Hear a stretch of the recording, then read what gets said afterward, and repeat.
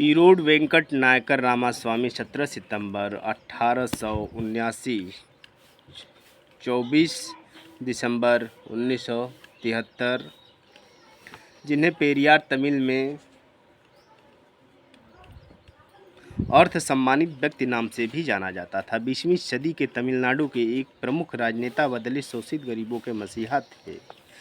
इन्होंने justice party का गठन किया, जिसका सिद्धांत जातिवादी व गैर बराबरी वाले हिंदुत्व का विरोध था, जो हिंदुत्व दलित समाज के उत्थान का एकमात्र विकल्प था। बचपन।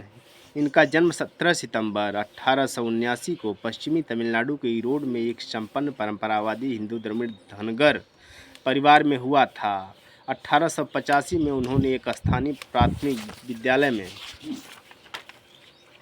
दाखिला लिया, पर कोई 5 साल से कम की औपचारिक शिक्षा मिलने के बाद ही उन्हें अपने पिता के व्यवसाय से जुड़ना पड़ा। उनके घर पर भजन तथा उपदेशों का सिलसिला चलता ही रहता था। बचपन से ही वे इन उपदेशों में कई बातों की प्रामाणिकता पर सवाल उठाते रहते थे। हिंदू महाकाव्यों तथा पुराणों में कई बातों की परस्पर विरोधी तथा बाल विवाह, देवदासी प्रथा, विधवा पुनर्विवाह की विरुद्ध अवधारणा, स्त्रियों तथा दलितों के शोषण के पूर्ण विरोधी थे। उन्होंने हिंदू वर्ण व्यवस्था का भी बहिष्कार किया। 19 वर्ष की उम्र में उनकी शादी नगम्मल नाम की 13 वर्षीय स्त्री से हुई। उन्होंने अपनी पत्नी को भी अपने विचारों से ओतप्रोत किया। काशी यात्रा और परिणाम। 1904 में पेरियार ने एक ब्राह्मण, जिसका कि उनके पिता बहुत आदर करते थे, के भाई को गिरफ्तार किया जा सके, इस हेतु न्यायालय के अधिकारियों की मदद की। इसके लिए उनके पिता ने उन्हें लोगों के सामने पीटा। इसके कारण कुछ दिनों के लिए पेरियार को घर छोड़ना पड़ा। पेरियार काशी चले गए। वहाँ निःशुल्क भोज में जाने की इच्छा होने के बाद उन्हें पता चला कि यह सिर्फ ब्राह्मणों के लिए था। ब्राह्मण नहीं होने के कारण उन्हें इस बात का बहुत दुख हुआ और उन्होंने हिंदुत्व के विरोध की ठान ली। इसके लिए उन्होंने किसी और धर्म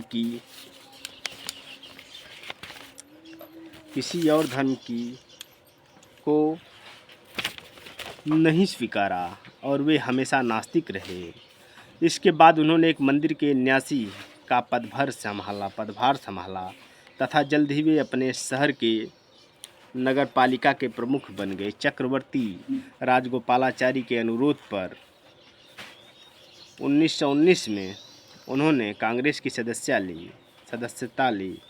इसके कुछ दिनों के भीतर ही वे तमिलनाडु इकाई के प्रमुख भी बन गए। केरल के कांग्रेस नेताओं के निवेदन पर उन्होंने वाईकाम आंदोलन का नेतृत्व भी स्वीकार किया, जो मंदिरों की ओर जाने वाली सड़कों पर दलितों को चलने की मनाही को हटाने के लिए संघर्षरत था। उनकी पत्नी तथा दोस्तों ने भी इस आंदोलन में उनका साथ दिया।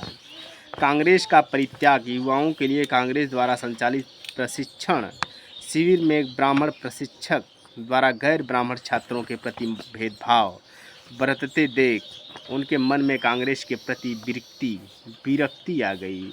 उन्होंने कांग्रेस के नेताओं के समक्ष दलितों तथा पीड़ितों के लिए आरक्षण का प्रस्ताव भी रखा, जिसे मंजूरी नहीं मिल सकी। अंततः उन्होंने कांग्रेस छोड़ दिया। दलितों के समर्थन में 1925 में उन्होंने एक आंदोलन भी चलाया। सोवियत रूस के दौरे पर जाने पर उन्हें साम्यवाद की सफलता ने बहुत प्रभावित किया। वापस आकर उन्होंने आर्थिक नीति को साम्यवादी बनाने की घोषणा की, पर बाद में अपना विचार बदल लिया। फिर उन्होंने जस्टिस पार्टी, जिसकी स्थापना कुछ गैर ब्राह्मणों ने की थी, का नेतृत्व संभाला। 1944 में जस्टिस पार्टी का नाम बदलकर द्रविड़र कड़गम कर दिया गया। 1940 के दशक तक ईवी रामास्वामी ने एक अलग पाकिस्तान के लिए मुस्लिम लीग के दावे का समर्थन किया और बदले में इसके समर्थन की अपेक्षा की। मुस्लिम लीग के मुख्य नेता जिन्ना ने मद्रास के गवर्नर के साथ एक साक्षात्कार में कहा कि भारत को 4 क्षेत्रों में विभाजित किया जाना चाहिए: द्रविड़िस्तान, हिंदुस्तान, बंगिस्तान और पाकिस्तान। द्रविड़िस्तान लगभग मद्रास प्रेसिडेंसी क्षेत्र के अंतर्गत आता है। जिन्ना ने कहा, मेरे पास हर सहानुभूति है और सभी मदद करने के लिए करेंगे और आप द्रविड़िस्तान की स्थापना करेंगे जहां 7% मुस्लिम आबादी अपनी दोस्ती का हाथ बढ़ाएगी और आपके साथ सुरक्षा, न्याय और निष्पक्षता की तर्ज पर रहेगी। स्वतंत्रता के बाद उन्होंने अपने से कोई 20 साल छोटी स्त्री से शादी की, जिससे उनके समर्थकों में दरार आ गई और इसके फलस्वरूप डीएमके द्रविड़ मुन्नेत्र कलगम पार्टी का उदय हुआ। 1937 में राजाजी द्वारा तमिलनाडु में आरोपित हिंदी के अनिवार्य शिक्षण का उन्होंने घोर विरोध किया और बहुत लोकप्रिय हुए। उन्होंने अपने को सत्ता की राजनीति से अलग रखा तथा आजीवन दलितों तथा स्त्रियों की दशा सुधारने के लिए प्रयास किया।